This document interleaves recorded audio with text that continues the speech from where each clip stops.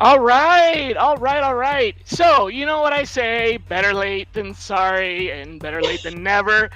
So, my apologies for being so late today. I hope you probably haven't tuned out and went to go do something more important than watching this show, which is probably everything else that you do. So, if you're still here, thank you and welcome. We are live on Shally's Alley.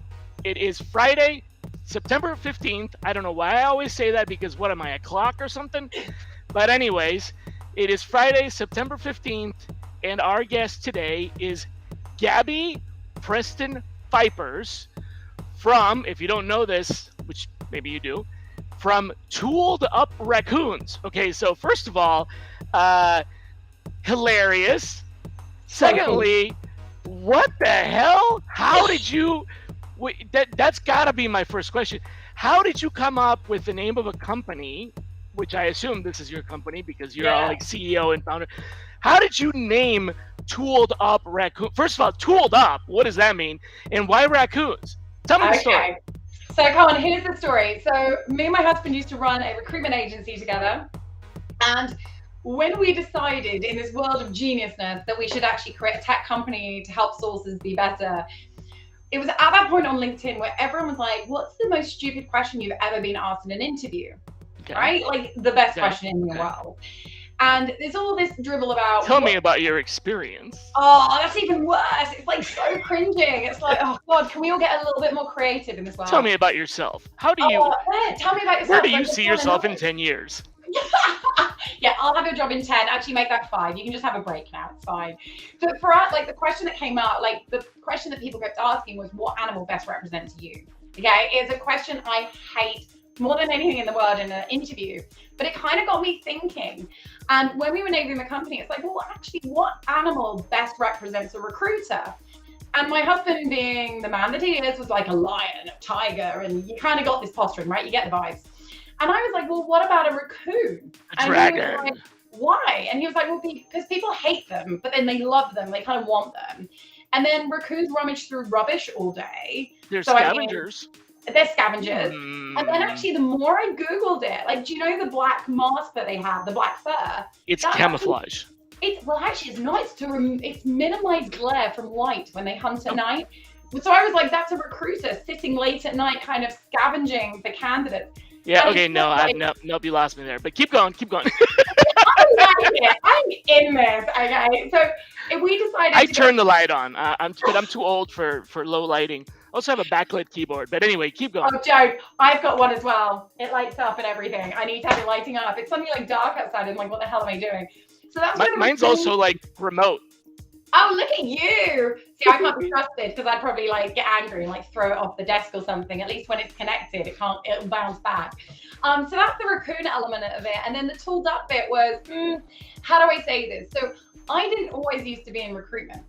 Okay. I know that. Yeah, I was reading your profile. Very different career. And you really definitely have an eclectic sales background. I've done it all. I've done I don't know what custody is, but something with banking. I'll tell trading, you all about investing, that. Yeah. You're gonna love it. But what was interesting is when I sat that side of the pond and I was working in banking and I had recruiters kind of trying to approach me to be like, you should come to this job. All the ones I engaged with were absolute tools. Like they just bugged me. Like there was no skill, there was no finesse about it. And I was like, well, let's tool them up. Like they're just absolute tools. And Mitch was like, oh, we're giving them tools to be better. So you can take whichever line you want for why we're the tooled up part, but that's how Tooled Up Raccoons came to being, should we say. Please say raccoons again. Raccoons. Oh my God. I'm going to play that on loop on my next visit. Raccoons. Awesome. Raccoons. I'll make like a DJ mix for you and send it over. How about that? Yeah, we eat raccoons. Wait, no, raccoons. I can't say it. Raccoons. I'm terrible with that. Other than the Hispanic accent, which is my original accent, I'm terrible with that. But I love that you have a raccoon icon on your profile, but I hate that it's in your name. Because it's like my pet peeve. I do a lot of automation. Yep. And when I scrape content that comes from, aggregators and stuff like that, the name that the person has on LinkedIn ends up being the name that gets imported, Mhm. and the field, first name or last name, if it has a character, it like just throws everything off because it's this I extra. I love it. And that, to be fair, is why I do it. I don't do it for any other reason. Because what You do happens it to is, disturb me. Okay, I get it. I, Yep, but the problem is I know when you that's not run a you. company, everyone likes spamming you. Like Yep. they're like, I can do Do everything you for you. get spam that says "Hi, raccoon"? Oh, don't. I get, hey, Gabi. And Okay, because the emoji doesn't work for them, it's it's just like a a question square mark. quiggle. Yep. It's See, just, no, I clean that up. I'm gonna always clean that. I always clean it up, but it's a no, hassle. these guys don't. And what I love about it is because I'm like, I don't even have to read the rest of the email. I'm like, you couldn't give a monkeys who my company is, what I've done, delete, delete, delete, delete. It's like, it's for me, it just does a really quick cleanse. If you want to talk to me, you want to invest in Yeah, my time, write a bloody email and write my that's name a right. really good reason to put an emoji on your name. But I actually have a script that I run that cleans that up. Yeah, but that's because you're clever. No, Most that's people because I'm aren't. lazy and I don't want to have to manually do it. And I also don't Okay, want to we'll be call the it lazy, embarrassing but person okay. that says, "Hi, Gabi, blah blah blah blah." That doesn't make any sense. It doesn't, Yeah. like, but this is the thing I get. I just sometimes I think there's so much automation out in the world that it's just, you have to find a way of quickly identifying the rubbish from the genuine. And this, for me, having that little raccoon is a nice little red flag that this stuff's automated and actually you haven't even researched my company or know what I do for a living. Funny, you know, I have a filter um, on my inbox Yep. that looks for basically it looks for my official job title, right? Okay. Because if anybody is messaging me and their message says something like "Hi, Shally," as the official job title of name of company, blah blah blah blah, spam spam spam spam spam. So nobody who ever emails me uses my official title, and it's not in my signature because in my signature I have a more toned down title. Yep. So the only way they have my official title is if they literally scraped LinkedIn and are using Yep. the full global head of talent sourcing and people analytics. So it's like, "Hi, Shally, as the global head of talent sourcing and people analytics," delete. And you're like, I'm done. But I think everyone in the world is getting to that point where there is so much mass mailing. We're all setting up little traps ourselves to be like, don't have to read, don't have to read, don't have to Wow. read. Because you have to, right? You have to protect yourself against the rubbish that you're being inundated with. And you have to cull it somewhere, right? So if you can cull it, why not? Someone Yeah, has to get yeah. smarter to Now, message for it. those Americans, culling means getting rid of. Oh yeah, sorry. Just in I case. think I have to translate these things. I'm so British. Yeah. Yep. But it's cool. You know, we in the United States think that that's a very cool accent. Second, or maybe first only to the Australian accent, which we also think is very cool. But reverse, I don't think is like an American in the UK or in Australia with an American accent. I don't think is the same kind of like, "Oh, say that again." Do you know what? It's really true. I've never seen anyone come over from the States and had people be like, say it again. But when I Right. went over to New York, honestly, everyone I spoke to was like, they would take little quotes from movies and be like, can you say this for me? And I Yeah. like, what was it? The one they loved was Spot of Tea. Can Oh, you say right, right, Spot of right. Tea for me? I'm like, what are we doing here? Like, I should charge for this. I You're should like, do "We it never actually say more. that. That's not something that we say." Right. No, but for some reason they've obviously watched like a Jane Austen or read a Right. Jane Austen book or Yeah, something. that's why we think that proper British greetings are like for hello are like pip pip. Yes, honestly, I swear every American believes that, which is Nobody kind of says cute. pip I pip. kind of I've like never heard that. anybody say pip pip in the real world. We can change it. Pip We can change that. pip. I mean, you know, you say hello like everybody else. So Yeah, we're human. so okay. Well, one of the questions that I like to ask is you sort of circled around it, but I'm going to go out and actually ask it. What was it that you came from another industry, Mhm. and you said you had a search firm, and now you're, if I understand correctly, you're advisors. You teach people how to do sourcing, right? Yeah, we got, well, it's a tech. Well, we do technology and the training side of Yeah. things. Okay. So you do technology and training, but you're no longer a staffing firm. Mm-mm. Okay. But when you got into this whole industry from the like way back, what was it that drew you in, attracted you, and captured your attention. Okay, clearly you have some other skills as well. So you were doing this other thing, and you're like, I'm gonna leave all that behind, banking, whatever, and I'm gonna go do this. Yeah. What was it that grabbed you and said, "Come and do it"? How much inefficiency there was. So, Okay, so you thought, "Oh, this is a really inefficient market. I think I'm gonna get into it." Well, this is the thing for me. Okay, I want to say weirdo. I am that weirdo, right? I love operations. I love looking at operational efficiency. I hate wasting time and I hate wasting money. And when I was in banking, like, it was a really cool career. I achieved loads of stuff, get promoted really, really quickly. But it got to the point where I was like, I'm working for a big bank. There's only so much I can change. It's established, right? The banking process is like, the inefficiencies are in there and they're ingrained. And actually, you're not going to change it. So then when I stepped out of that and kind of took the real punchy move and was like, see you later after 8 years in that, I actually did a small stint at a software company. I was like, this isn't my vibe. And my husband for years had been nagging me about joining the agency. And I stepped in and said, look, I'm not going to recruit for you, but what I am going to do is I'm going to come in and clean your business. And he looked at me like most husbands would, being like, thanks, Gabs, that's massively complimentary. But what I meant by that is, I think there's so many recruiters. It might have been the way you phrased it, but I get what you're saying. Possibly, but to be fair, that's pretty much me. We've been married long enough that he's like, I get your vibe. I see where you're going. Right. But the thing is, for me, when I walked into the world of recruitment and I could see the beginning point, the middle point, and the end point, like where we were all trying to get to. And then when you're looking at all the tech people are throwing into the process, all the dynamics of different platforms, all this kind of stuff, all of a sudden you unearth all these vast number of inefficiencies that are existing. But because people have been so long in the trenches doing it, they've almost become like, well, this is what everyone does. So I came in and was like, we need to change this. There doesn't have to be this, everyone else is doing it, let's go and be a lemming and jump off that cliff. I understand what you're saying, but let me throw, big but. Let me throw a big wrench in that. Totally with you. I've been doing this for 26 years. 100% agree. Believe me, over those 26 years, I have done a lot of what you're just describing right now. In fact, that's essentially really what I do, only I call it sourcing, but it's essentially efficient recruiting, right?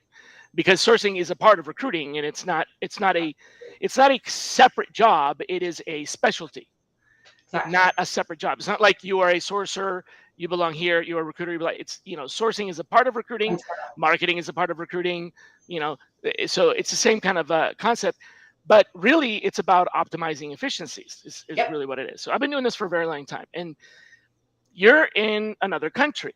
So I don't know how much of your optimization has applied here in the US. Much? Not a lot. Some businesses, yes. Not a lot. Okay. But not a lot. Yeah, this is where I'm going with this. There are some, sadly and unfortunately, inherent inefficiencies that here cannot be solved. I think in other countries that don't have some of the obstacles, I'm trying to be polite here. Oh, come on. I want you to say it. What particular ones? Rules and regulations. Right? Okay. So, for example, we have, and I can be very specific, we have something that's required here in the US that most recruiters nowadays don't even know about, but it is an absolute requirement, and it's called an applicant flow log. Okay. So this applicant flow log, if you were in the business many, many years ago when it was still done in pencil and paper, you will remember having to fill out a document with the name of the candidate, the job that they applied for, and the reason that they were dispositioned, so that when you're audited, you can explain why you didn't hire Gabi and instead hired Shally, and why it's okay that you hired a male, not a female, and that's not an adverse impact based on their gender. So, right, nowadays, ATS systems have built-in applicant flow logs. Yeah. But because there is the requirement to have that applicant flow, even though it's handled by the software and it's automated, there are certain things that we cannot do. For example, we can't just delete a rec because that deletes the applicant flow log. You have to mark it up something different. That's right. We have to disposition people. So when you look at a recruiter, nowadays, you look at a recruiter's inbox in an ATS and they have 5,000 applicants. Yeah. You are thinking, oh my God, that is so inefficient. Let me tell you how inefficient that is. And they're thinking, yeah, can't do anything about it. I mean, But the thing is, I can't just delete all the candidates. But you don't have to. And I think this is the thing when people look at efficiency, like I agree, like having that many of candidates in there that have been rejected, aren't relevant, just because they applied, I have to retain them. That ends up being a mass load of data. But the thing is, for me, the difference between that causing me a pain, like, yeah, it sits in a database. Yes, that probably is going to end up costing me money at one point because I'm going to have to increase storages and all this kind of stuff, depending on the side of company.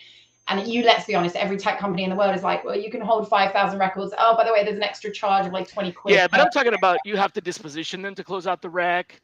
Yeah, so it's not the storage that I'm concerned with. It's unfortunately the inefficiency of the process. And let's face it, here's the real inefficiency. In amongst those 5,000 are the 20 candidates that you really want. How do you get to them?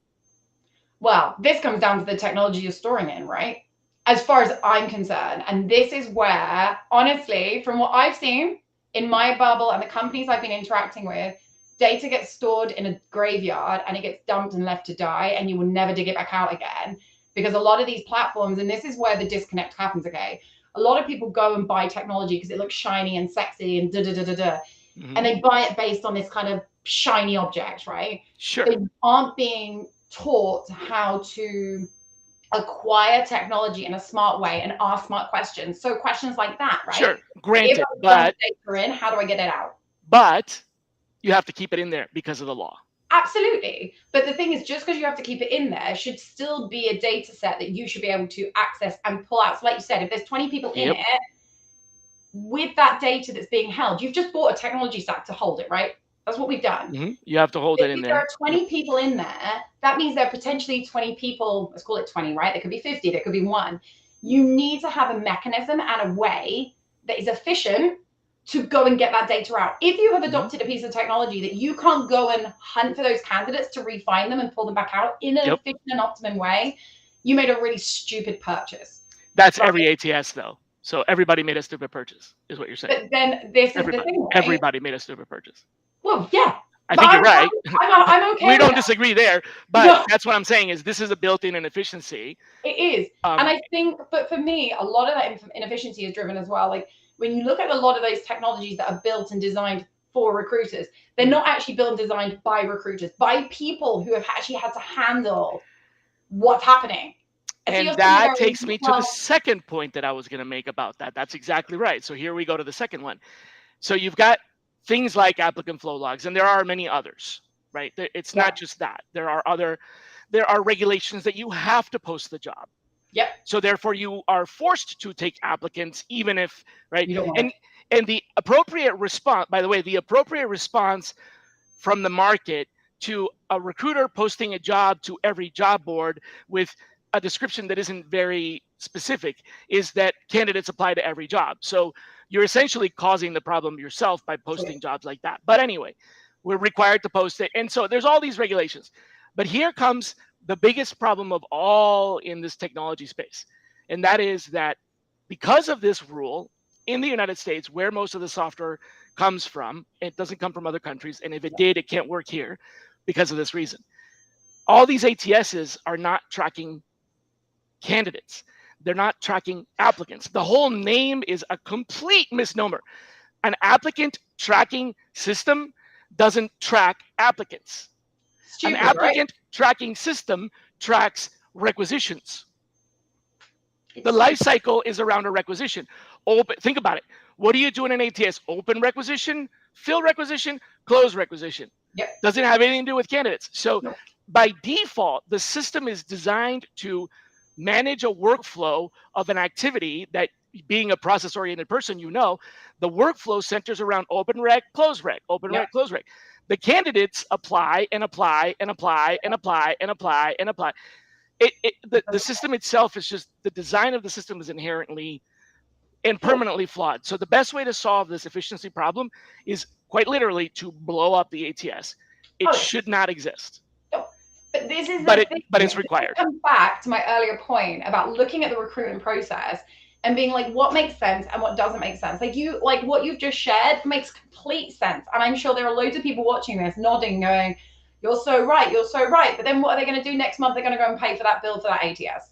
right? You So, have to have an ATS for the applicant flow log. You have to have an ATS for the but the EEOC and the OFCCP, and But the therefore crazy it's thing is, if the yeah. ATS, as it stands today, isn't doing the job it needs to do, is anyone else sitting out there going, someone needs to step up and build something that actually does what it needs to do? And the problem is, it's Many, many, very many, many, scary world. many, many, many years ago, there was an ATS that had, don't laugh, but it had optical character recognition and could scan, because back then people still faxed resumes or even mailed them. Okay, Oh, or lush. we're bringing back paper resumes from a career fair. So this, this is a long time ago. This system, the very first of its kind, had the ability to scan documents and use optical character recognition, and as a result, it was really good at categorizing information. Mm. Ultimately, this led to a system where you could go in and you can put a keyword in and add some simple math, Boolean, right? Yeah. And get exactly what you want. ATSs sort of went in that direction for a little while, and because it was not used by most people, they then eliminated. So what we have now are ATSs that essentially do not support field search syntax or Boolean. And there was a time when you could go into the ATS and search for the name of the company in the email field specifically, Okay. or the name of a job title in the job title field, or the name of a city in the address field. Now, none of them have that. Most of them don't. So it's gone backwards.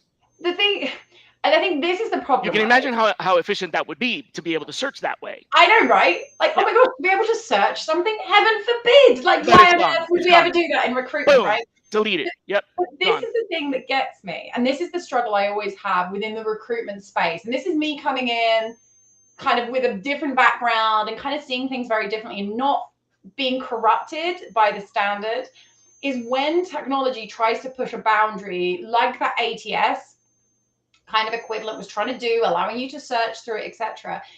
Because people are kind of used to this standard operating of rubbish, they just go, oh, like, it's doing something different.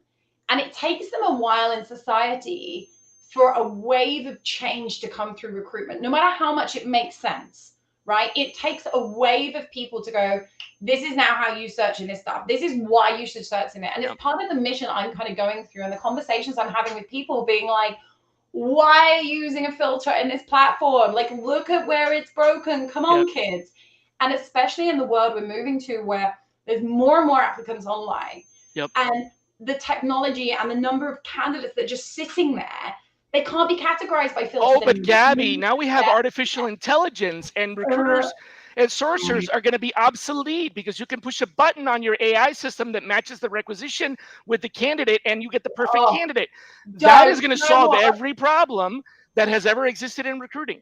Well, do you know what's going to happen? And this is one thing I'm actually proud of about I've heard that same thing at least 7 different times over the last 26 years with every system that's ever been invented, and it's always not been the truth. But do you know what's nice about it?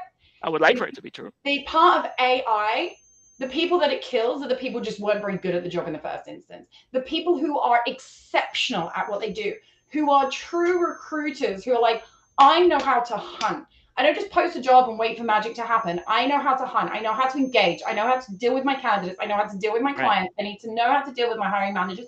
Those people will survive and they will conquer and explode. And AI, in its various elements, will be a supporting factor, but it won't eradicate them. Right? Just like email. Email is a supporting factor, but email doesn't recruit. Yeah, but texting is a supporting factor. It doesn't kill a job. Your inability to do a job efficiently and effectively is what your demise will be. And we have had, for many, many years, I think recruitment should be a regulated process, right? I do. I think there's so many sharks out there. It is regulated here. Well, very in the UK, we need to adopt that process. We need to, because I think no, please don't. No, it's terrible. Why? It's terrible. Why is it terrible? Why is it terrible? Because, from a candidate and a company perspective, why is it a terrible position? Because depends on depends on the regulations, right? But the regulatory oversight Again, another thing that a lot of recruiters, even experienced recruiters, but especially recruiters with, that are just coming into the market in the United States, are completely unaware of, is that here in the United States we have 7 different governing bodies that regulate recruiting, and Okay. most recruiters are only aware of 1, maybe 2. They're familiar with the EEOC, Yep. the Equal Employment Opportunity Commission, which is the only one that is actually empowered to levy criminal charges that could actually land you in prison, right? So that's a real regulatory body. And then there's another pseudo regulatory body which can only levy fines, and that is the OFCCP. Yep. But those are the only 2 most people know. What they don't realize is that there are Sarbanes-Oxley oversights, that there are privacy law oversights, that are that have regulatory oversight. There are 7 different government bodies that have the ability to affect your recruiting, shut down your recruiting. I mean, that's mad. I mean, when I'm talking about regulation and monitoring people, I'm not talking about. Yeah, what are you talking about? That's what I want to making a job for the sake of it. That's 7 bodies. Let's just amalgamate them and have a rule book that says this is what you can't do. Merry Christmas, conform or please exit stage right. That's what we're talking about here. But that is excessive and would explain why when we did recruitment in the US, like 80% of our turnover came from US clients at one point in time when we had the agency. It was massive. Oh, whoa. Explain that. That's interesting. So when we ran our recruitment agency, we were UK based, had US clients. Okay. And within a year, probably sub a year, 80% of our revenue came from US. Wow. So like we were really, like, at the end of the day, like we walked in and went, we know how to hunt the best of the best. Let's go play, because that's what we're good at, right? We're good at finding people, and fingers crossed, people think we've got the personality to hold up a conversation with most human beings. But what was interesting is when we went to insure our business, our insurance went absolutely schizophrenic. Because you went to the US? Oh, interesting. Because of how much revenue. So it wasn't the fact we were just in the US. It was the fact that the majority of our revenue was coming from the US. Yeah, okay. And therefore, there was only one insurance company in the UK that would insure us. And our insurance went triple. And even after we kind of closed and paused the agency while we focused on developing our technology, because we were like, you can't do both. Like, we just have to hunker and go. And especially building tech, that is a fully involved experience, should we say. Even after that, we shut it. We paused the business 3 years ago. And because of US regulations and all this kind of great stuff and that oversight, we've had to keep paying insurance for the last 3 years to cover our bum. Gotcha. I see what you mean. And even though you no longer do, but I see what you're saying. Yeah. So a lot of people don't realize that. They're like, I'm just going to get up today. I'm going to go and wander over to the US. Like, well, you can. Note to self. Fill your boots, but let's apply some thought and process. But again, this is people thinking they can go everywhere. But back to the point of like this regulation, I do think like the fact there's 7 bodies in the US that have various influences over. Yeah, we have the Department of Labor, which has to do with the EEOC as well. We have the Department of Justice. We have the Department or the Office of Personnel Management. Yeah. But then there's also the Family and Personal and Medical Leave. So there's basically medical oversight because of medical privacy and so on. Disabilities is a thing that, there's medical, and there's also Civil Rights Act. And so oversight or regulatory can be crippling. A protector, but it can also be crippling. Yep. Oh yeah. And I mean, to be fair, let's be honest, from my days in banking, like within the last kind of 3 years of my career, the regulations went like that. Oh, and with like terrorism. Page left, crime. Orange is going to become your new color. Right? It's like, it was so dangerous. And the risk of being put in prison for moving slightly wrong, for many people, was like, this is not worth it. I'll see you later. It gets too much. Right. But then on the flip side of it, you've got so many recruiters out there who are rogue, and they're doing weird and funky and wonderful things in their own little bubble. And I kind of feel for a lot of companies that lean into some of those agencies where you're looking at them being like, you like want to scream at them and go, please let them go. Like they're not looking after you. They're doing weird things. They're very ruthless. Like I heard a recruiter. You're taking chances. I see what you mean. Like there was a recruiter many, many years ago who worked in an agency, and they had presented a couple of clients, or candidates rather, to this client. This client was like, I want to interview two. Interviewed two of them and wanted to offer the job to was like, I'm going to offer you this job. The one was going to have a higher salary than the other. So what this recruiter did, because obviously they're driven by commission. Okay, yeah. Oh, come on. No. Salary, they didn't get the job and only told the person who got the higher salary they got it so that they could earn commission. And you know how I found out this story is because they were wearing a bright, shiny new Rolex. They were like, that bought me this. And I looked at them and was like, you are kidding me. And she was like, that's quite normal in our business. And I'm like, no, it's not. That's not normal. No, it's not. But the thing is, little things like this that are so unethical and so inappropriate. I see what you're saying. Yeah, that is a completely different. So that is essentially what happened in the day. Over here we used to have. I don't know what the other countries did with this, but in the United States we used to have essentially telemarketing or phone solicitation for business. And there was a very big company that made a ton of money by calling people at home and telling them that they were raising money for the fire department or the police department or the fraternal order of police or the whatever, and people would donate thinking that they were giving to that organization. And this company could get away with it because every year they wrote a small check for, I don't know, $100,000 to these organizations. And then they would say, so if you dig into the fine print, they would say, yeah, we're raising money for them, but we only give them 1% of our profit. I mean, it was like a total scam.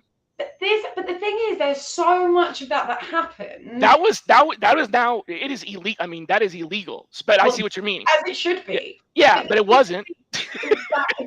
I mean, it's crazy that it wasn't, but it's those kind of things that happen behind the scenes in some of the darkest corners of recruitment. And don't get me wrong, there are plenty of agencies I know. Yeah. If someone rung me, I'd be like, go work with these guys. I was stand by them. This is an exception you're talking about. This is great. Yeah, it's crazy. But the problem is, because it happens behind closed doors, you have no idea how many other businesses are operating in this model, and therefore actually doing a disservice to both the company and to the candidate. And it just, for those moments, I'm just like, we need to get our stuff together. We'll say stuff because we're live. Wrap our hands around it and basically suffocate the toxicity and the poor performance, and these kind of situations need to be suffocated and removed from the industry, because that's what drives a lot of the agency to candidate and client dynamic, where they just don't like each other, don't want to communicate each other because they feel like they can't trust each other. But they can't trust because you got a few rotten apples, right? And so this is why you got into the industry. All of this came out of, why did you get into the industry, by the way? I know, right? And this is the funny thing. That's how you got into the industry. It's amazing. Damn. One question, I have got so much passion from what I see, what I hear people doing, and I'm just like, it doesn't have to be this way. We have a choice to be better, and it's actually looking at recruiters and going, don't be beaten, because there are a lot of recruiters out there just being like, oh, I just recruit, I kind of do this, and I get treated badly, and blah, blah, blah, blah, blah. It's like, look, we all have a choice every morning to go, this doesn't work, let's make it better. And we have to come together and force that topic and talk about it openly. Well, so the other question I was going to ask is what keeps you captivated, but I don't think I need to ask that because it's pretty obvious now. All of the above. But, right, so that's why you got into it and you're still into it. But what I do want to ask you is, thinking back to narrow your focus to the last 3 years after the search firm, because I'm most curious about that. So after you've shuttered your practice of recruiting and you went into the practice of advising, consulting, and building a technology, what has been the single most unexpected benefit of being in the sourcing industry? Something you never thought you would actually get out of this, and you're like, wow, I can't, this is a benefit of being in this industry, but I would have never expected it. Oh, that's a really good question. Do you know what's weird? No. Well, I One know of a the lot of things things, are weird. yeah, a lot of things are weird. One of the things I never ever thought I would get out of being in this industry was being surrounded by a group of people who really get it. Like, do you ever walk around thinking I've dropped off the edge of a planet and no one understands me? Me? Yeah. Yeah, 26 years ago, I started feeling like that, and I still do. Oh no! You need to come to some sourcing events with me. Like we'll be like, Yeah. oh my gosh. So let me tell you, a lot of my friends, people that know me, my close friends in the industry, they call me the Nikola Tesla of recruiting. They all say, way ahead of your time. All this stuff you're talking about will be important in 100 years, but you'll be dead by then. What? That's just, yep. I'm telling you, Oh my I'm gosh. not making this up. It's the story of my life. So You know yeah, what? I very much walk around like I'm basically an alien from another planet at all of those events. No, you need to change the events up. And you know what's really Uh, funny is when I first started in this journey and being like, this is what I think, da, da, da, da, da, da, da, I absolutely felt like that. I felt like people were looking at me and being like, you're absolutely crazy. What the hell are you talking about, Gabi? And what's been interesting over these last 3 years and kind of how I've grown kind of my knowledge, my presence in the industry, people trusting my opinion, coming to me to ask for guidance and advice, is I found myself all of a sudden surrounded by people who want to be better, who want to excel, like all this kind of stuff. And I've actually found a group of people that I actually love hanging out with because they want to be better. They want to push boundaries and they're not willing to accept the status quo. don't you think And you have a very myopic view though? Because you run a business telling people how to do better sourcing. So of course the people that are around you are going to want to. hey, who cares how it happens? Self-fulfilling I mean, prophecy. don't get me wrong. Like, hey, it means I'm doing a good job, I right? If really they're like coming this to me because I'm looking a surrounded by ridiculous, people that want to learn. You run a learning business. Oh yeah. I know, but that's fine. I'm cool with that. It means I'm doing my job properly. If they're coming, I'm doing my job properly. But what was really interesting is actually just seeing 3 years ago, the difference between 3 years ago and now in terms of people's mindsets on kind of what they need to be doing in sourcing, how they need to be better, and the fact they can be better. And it's not like this majorly complicated world that only the geekiest of geeky people live in. We're starting to see this wave of more people come Gee, in. thanks. You're welcome. I mean, we need you guys. We need you guys for the team.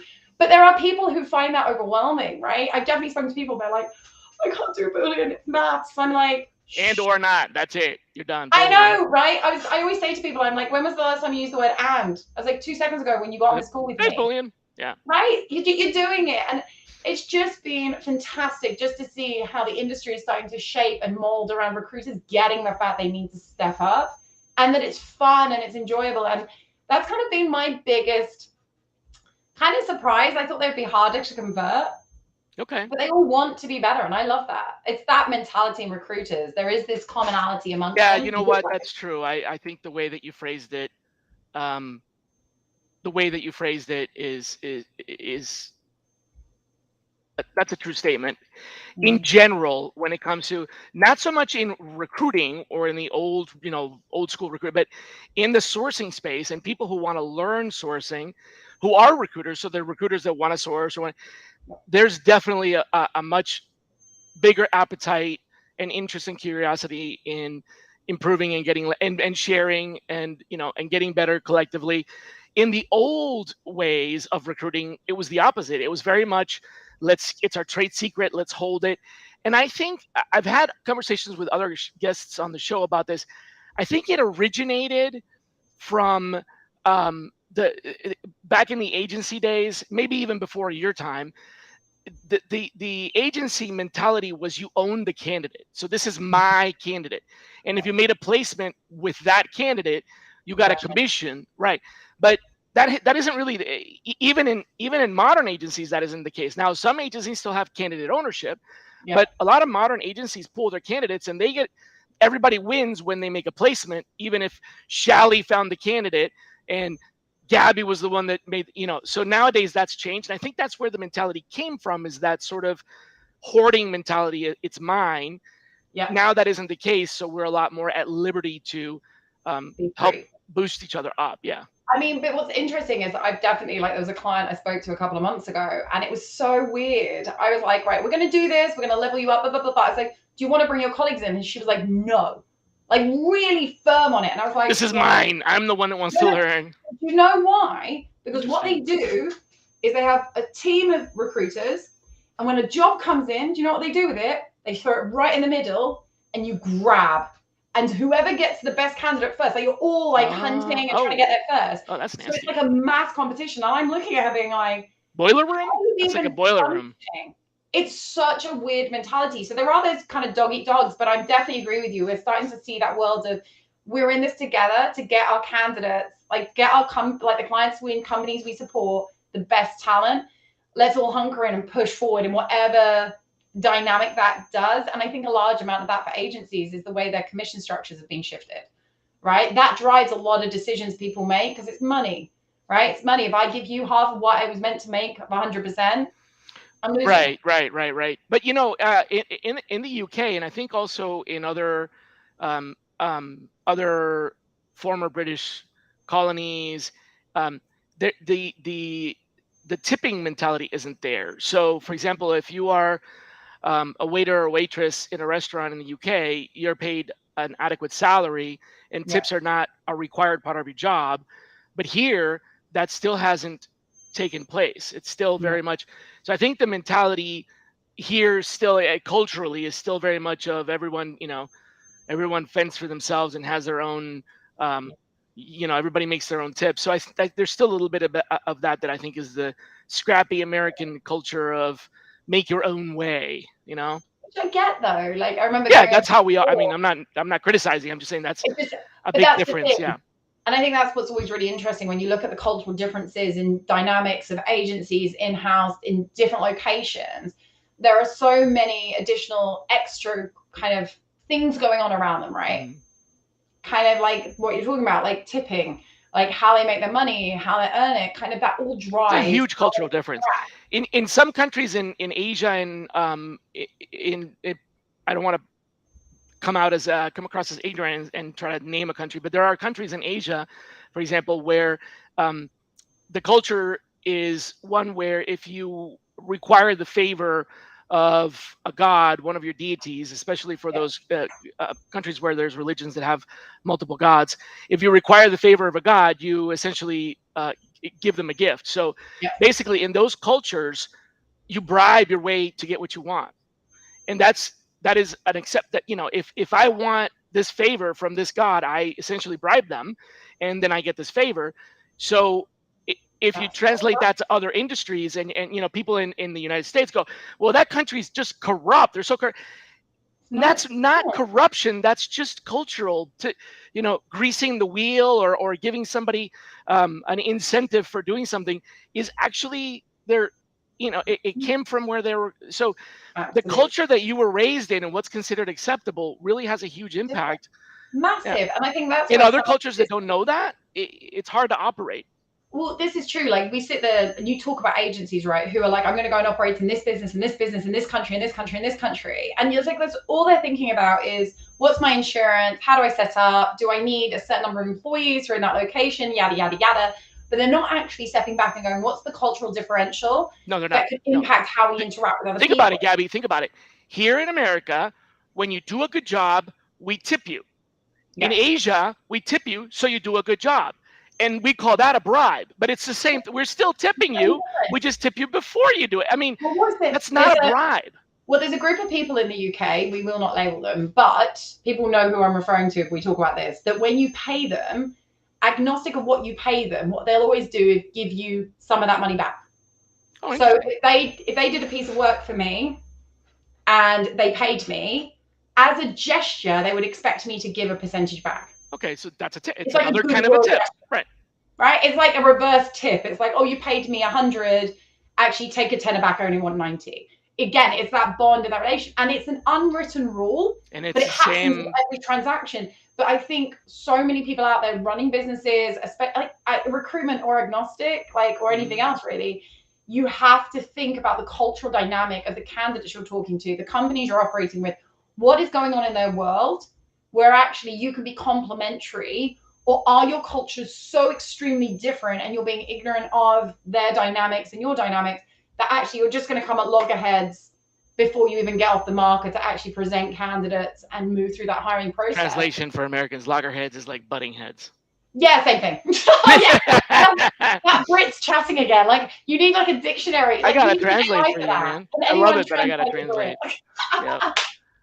That'll be my next piece of tech. Translate Yeah, English into I American. studied my undergraduate was in intercultural and cross-cultural communications, and I've lived in a lot of different continents and countries. So, I'm kind of uh, a fan, I guess, or a whatever the word. I'm a geek about translating meaning because very often people who are from that culture don't realize that it doesn't come across. So, I love sorry, I that. don't mean to be disrespectful or No, interrupt you, but that's where you're that's cool. my geeking out. Keep Um, translating. I love it. I need someone to translate me. Do you want to come with my other calls as well? You can also do a bit of Absolutely, Gabi yeah. translation. Especially as you're calling to the U.S. so much. So normally, Gabi, I would ask a question around a difficult role that you worked, but I I'm much more curious in the last 3 years of your career. So let me flip that question around a little bit, and I'd love to ask you about what is the most odd or unusual request that you got for sourcing? Like someone came to you and said, "I'm having the hardest time finding this," and you were just like, "Wow, I've never heard of that before." Like, what is the oddest? Yeah, you got it. A lizard groomer. Yeah, no, okay. Explain. Um, So there was a company that I was talking to. I'm so glad that this is G-rated. I know, right? It is. Luckily, I'm sure there's other things I've probably been asked. I'm just kind of blocking to the back of I'm my glad mind. you didn't go that way. I know, right? I'm being censored. Although it's a Friday night in the UK, no one's had enough alcohol for that story. But this guy was like, okay, so your technology, could you help me find a lizard groomer? And they actually wanted a lecturer who What does a teaches lizard lizard groomer grooming. do? I mean, like, please explain. Honestly, it was a lecturer who teaches people how to groom a lizard. How would you? Wait, to what end? So, like, if you have a pet lizard, like a bit like having a dog Oh, or a cat or a snake or whatever, oh. like they need looking after. Yeah, a pet And he was groomer. literally It's a like, pet groomer that specializes in lizards. but they wanted Well, someone who lectured on it. So they wanted a lecturer of lizard grooming to go into a college or whatever and teach these students. I was like, I actually thought they were joking. Like, honestly, I was like laughing. And he was I'm like, thinking you're joking right now. yeah, God, you're going to find one. But he was like, how can I write a Boolean string to find people who've done this? And it was hilarious. It was like, I think it's one of the funniest strings I've ever had to write in my life. But it was so cool because I kind of liked how far it had to push me outside my comfort zone of like the normal, like, can you find a software developer? Or it's like, can you find a chef? Or can you find Yeah, I right? just found somebody for you. If you still want, I just I pulled it up. did. You're like, Yep. if Gabi's client's listening. I thought you were making it up, so I went and I found somebody. Yep. I have someone who actually teaches lizard grooming. It's amazing, right? This is real. This is It's real. a This is not real me. I job. just found somebody that as she was Oh, talking. So it's yeah, right. It's so interesting. cool. So that begs the question, or at least in my mind, there must be a significant volume of people who have lizards as pets. You would assume so. That's why, yeah, I Yeah. didn't know that. So where I grew up was a part. It's another country outside of the United States, but where I grew up, it was a semi-arid environment. Yep. So some people would call it subtropical. It's somewhere between subtropical and semi-arid. Point being, it's fairly dry. It doesn't rain often, but when it does, it pours. And so a lot of the plants and a lot of the flora and fauna are adept at retaining water and things like that. So iguanas in particular are very common. And in my house, in my yard, there was an iguana whose territory that was. And this iguana would leave. No, this was this was the iguana's territory, and they're pretty territorial. I saw that iguana chasing other iguanas away. And as I was growing up, this iguana got bigger and bigger and bigger and bigger, and it was a mama, and I saw its little baby iguanas. And long story short, seeing how that iguana lived, and having essentially been that iguana's associate from a distance, I could never in a million years ever imagine petting it, which I think is the definition of a pet. Oh, don't. People are weird. They've got weird pets. Like, honestly, the things that you can have as a pet nowadays, I depending on respect the decision to have an iguana as a pet, but I was just, this was not a very friendly creature. I used to imagine that it was a dinosaur.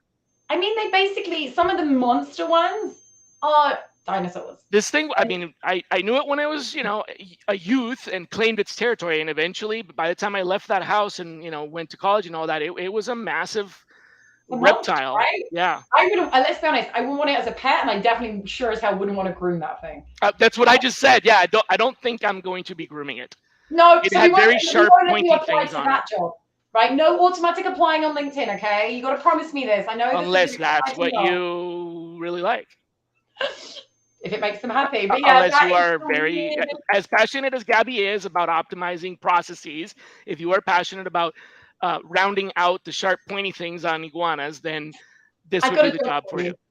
But yeah, that was the weirdest, and it was a live search as well to prove the tech worked. I always do it with people who come and go, "What does your tech do?" I'm like, "Why don't we just do a live hunt? We'll see what it does. See if it helps you. If it doesn't help you, you move on. I move on. If it does, wicked Merry Christmas." Gabi, at the That risk of was fun. being extremely offensive here, which I probably will be, and so I Come apologize on. in advance. Um, that was, you answered my question so beautifully. That was definitely one of the oddest.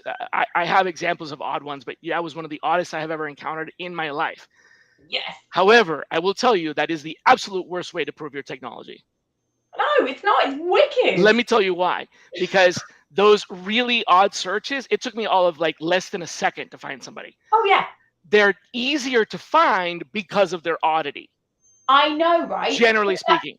So if To you you really and want to I, prove a technology, hold on, let me oh, go on. explain why. I don't want you to be offended, but let me explain why. The most difficult people to find are the ones whose skill sets are not distinguished. Yes. Agreed. And that would prove your technology if you could use the technology to find somebody that was a perfect fit for a account manager. Oh yeah, but this is the thing. So when we do a live search, I completely agree with you. To Not you a and lizard I, grooming account manager, just an account manager. oh yeah, we can do all of it, Right. right? Yeah. But what I love, I think you like, get me. Yeah. I know, I completely get you. To you and I, that search is like, Yep. there you go, right? It's done. But the thing is, when you step back and you kind of walk outside of the world of like, Because the the recruiter went to hard LinkedIn and they typed in sources, lizard groomer and they got 0 results. And and they're they're like, like, there's there's no nobody out filter. there. Yeah. Right. Right? There's no filter for this. And you're like, no, sure as hell there isn't. So for you and I, it's obvious. But this is the interesting thing. Like that for us was easy. Like that didn't take me 2 seconds to solve that problem. And I'm not a specialist in that field. Do you want to know But what I did? what was that? Do Sorry? you want to know what I did? What? To do that search? I loved it. Yeah, go on. Show me what you did. It's probably Just really typed it in stupid. Google. It's probably really stupid, but literally I went and I did a search for pictures of lizards being groomed. Yeah. And one of the top results was somebody that was teaching how to groom lizards. It was just like, okay, That's that's. amazing. But the thing is, for you, that's so like second nature, I did right? not think it would work. Easy. Seriously, I was just like, pictures of lizards getting groomed. Oh look, it's what Gabi's talking about. It's like, look, I found you a candidate. Let's play. But this is the thing. I wasn't trying to find you a candidate. I was just like, is this really real? Does it really happen? Do people actually groom lizards? So literally, I was like, are there really people that groom lizards? Pictures of lizards being groomed. Yes, and there are people who teach you how to do it. This is the thing, though. Like, right? What's so funny is like that naturally for you was a logical process to go through. But I think so many people, when you look at the hardcore sources in this little huddle, the bubble is quite small. It's not as big as we think it is. And when you look at actually how many people sit outside that kind of thought process that you went through isn't normal for them. It's okay, not thanks what for they calling go me weird. through. That's a very polite way of saying I'm weird. I get it. Hey, I'm in that party with you, right? You and I are as weird as each other, which I'm absolutely okay with. Two But paws and a pee. 2 pots and a pee. Hey, at least we got someone who understands each other, right? That's we right. have I speak something Gabi. tonight. We're not alien anymore. We can do it together. So there must be another pod in that pee as well. Who should be our next guest? Oh, do you know what? I spoke to a really cool woman today, a lady called Sandra Feldman. Have you ever come across the wonder that is Sandra Feldman? F-E-L? Feldman? So she is Feldmann. All right. On it. We will She reach out to her. is speaking at the Sourcing Summit with me in October, which is amazing. I'm so excited to be speaking at that. But we kind of started chatting off the back of it, and I had a call with her today, and her energy and her vibe and her passion around all things kind of communicating with candidates, like how to do that better, how to look at the psychology elements of it. I was blown away by her love and passion for Cool. it. Cool. She's your girl. You got to give her a shout. All right. I love it. More women corrupting your world. What are you going to do on a Friday No, night? that's not corruption at all. So, the last question I have for you, because we're getting pretty close to the hour here, is often people will watch the replay of the show over the weekend because it's not always convenient for them to stop working in the middle of a Friday. So I always want to give them something to really think about. And they've gotten a lot to think about here, but is there something you would like to share that would be a thought-provoking idea or question for people to chew on over the weekend? Do you know what the simplest question is? Uh, If you are sourcing candidates, are you truly being as inclusive as you could be on your searches? Yeah, yes. Is that the answer? Yes. But you're telling them to Some think people about it for won't. themselves? For some people, that answer is actually far deeper. So a lot of people won't have, like for you, for example, you have that conviction in your answer because you know how to source and you have this full skill set on how to navigate all these requirements. For a lot of recruiters out there or people sourcing, whatever you want to call them, they will always have in the back of their mind, they're like, have I done the best search? Have I got the best talent? Have I got the most inclusive talent? Like they'll have these niggling doubts. Yeah. And the reason I ask that question is because if you are having that niggling doubt, today is the day to change it. And if you're having that doubt, I applaud you because you're thinking about the right thing. Exactly. Yeah. So the question, sorry, I probably should have let you. The question is, if you're sourcing, Yep. Are you being inclusive? Are Yeah. you finding everybody, or are you okay? I love that. I think a good tit for tat there would be if you're posting your job on LinkedIn, are you Yep. being inclusive? Because only certain people go to LinkedIn. 100%. Yeah. 100%. You have to think outside the box. Like it's not just one dynamic. And I know there's lots of sources out there who are like, have a love affair with X-ray or have a love affair with in-platform sourcing. For me, I have this love affair with knowing all the skills, knowing how to do all of it, and then I know how to push and pull it depending on where the candidates are. And I think all recruiters should have that full armory, as we call it. Yeah. So they can do the best by their client, their candidates, whoever it may be that they're doing this for. Yeah. And you can sit there at night and go to bed and go, I've absolutely owned that. I have given you the best of the best. I have, yeah. And simply going to LinkedIn isn't it. I gotta tell you, I've been doing this for a very, very, very long time, and I was very early on LinkedIn. In fact, one of the first 100,000 people in there. And I was actually instrumental in helping them build they didn't want to get into recruiting. But anyway, what I'm trying to get to is, long story short, I used to tell people about LinkedIn as a tool, but now everybody uses it. And unfortunately, now everybody depends on it. And never have I ever been as convinced that a lot of folks are not on LinkedIn as I was yesterday. So in all my years, I still look, I still experiment, I still ask questions, and I still learn. And what I learned yesterday, because I was challenged by a task that I had to complete on behalf of a business leader at our company. And this challenge, this request was they wanted to be able to aggregate the background profiles of all of the people at the company that had a particular job title. Now, there are 30 people at this company that have that particular job title. And my first instinct was to go to LinkedIn because it's the easiest place to get a profile. Now, keep in mind, the objective wasn't find the LinkedIn profiles; it was find their background. We want to know where these 30 people came from, because when we hired them, we didn't retain their information. So I want to see the background of these 30 people. And so I went to LinkedIn and I tried to find all 30 of these people. I only found 17. I know their names. I know their email addresses. The other ones are not on LinkedIn. They are not on LinkedIn. Love. And I'm not talking about private accounts or whatever. I know how to source. They were just not on there. So that is a huge, yeah.